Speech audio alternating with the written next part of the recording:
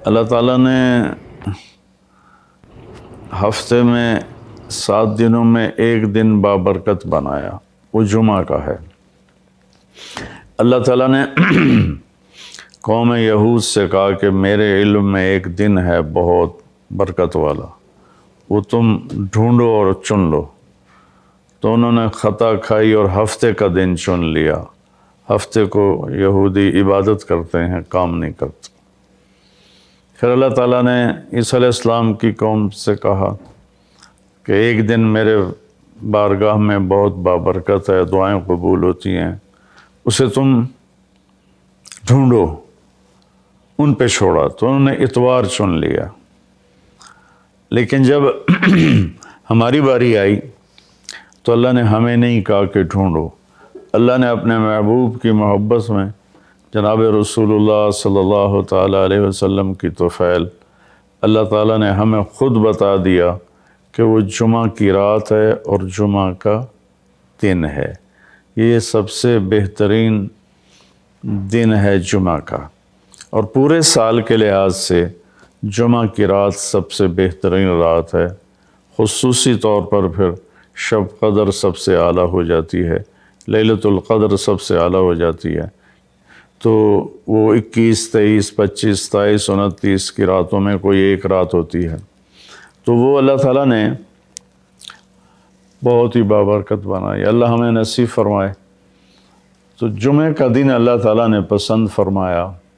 اس میں ایک گھڑی دعا کی قبولیت کی ہے، وہ چھپی ہوئی ہے۔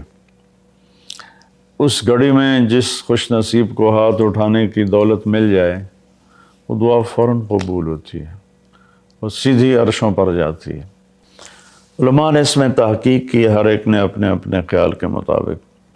بعضوں کے نزدیک جب امام خطبے کے لیے ممبر پہ آتا ہے تو وہ دعا کی قبولیت کا وقت ہے۔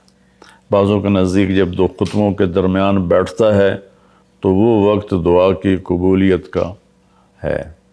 اور بعضوں کے نزدیک عصر سے مغرب کے درمیان کوئی بھی گھڑی اللہ کی بارگاہ میں دعا کی قبولیت کی ہوتی ہے۔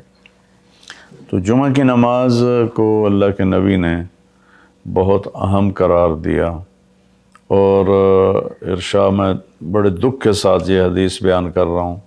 میرے نبی نے فرمایا جو 3 جمعے مسلسل چھوڑ دیتا ہے وہ میری ملت سے خارج ہو جاتا ہے، میری امت سے خارج ہو جاتا ہے۔ تو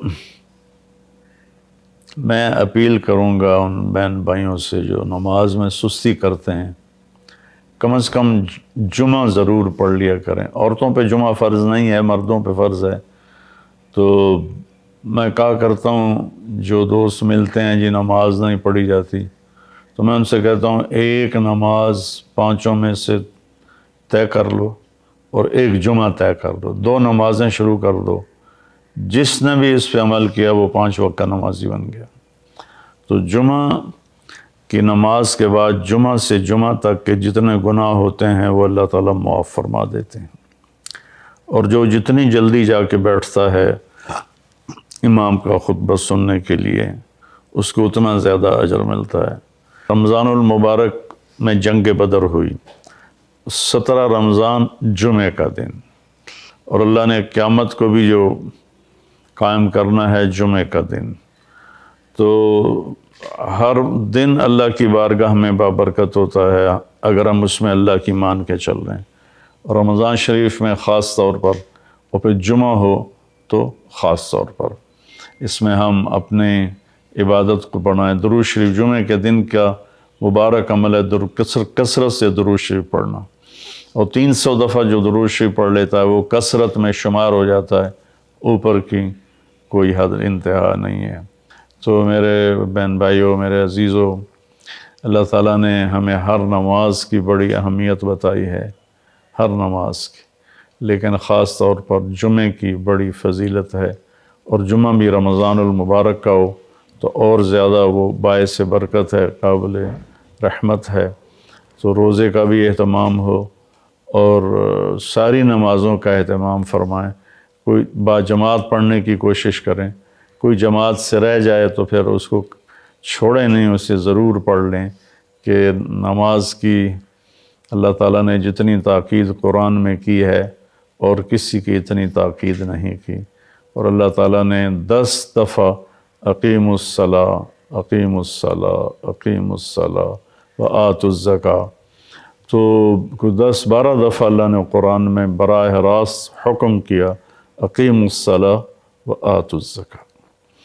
اور ادھر اللہ پاک کی رحمت کے دروازے کھلے ہوئے ہیں، اللہ کا عرش پہلے آسمان پر ہے، جنت کے دروازے کھل چکے ہیں، جہنم کے دروازے بند ہو چکے ہیں، اور میرے نبی کا فرمان ہے کہ اگر میری امت کو پتہ چل جائے رمضان کیا ہے تو تمنا کریں گے کہ سارا سال ہی رمضان ہو، اتنی اللہ کی رحمت ہوتی۔ اللہ نے فضل فرمایا، صرف 1 مہینے کے لیے ہمیں اللہ تعالیٰ نے اس کا پابند کیا۔ تو میرے بھائی بہنوں، اس مہینے کو قیمتی بناؤ۔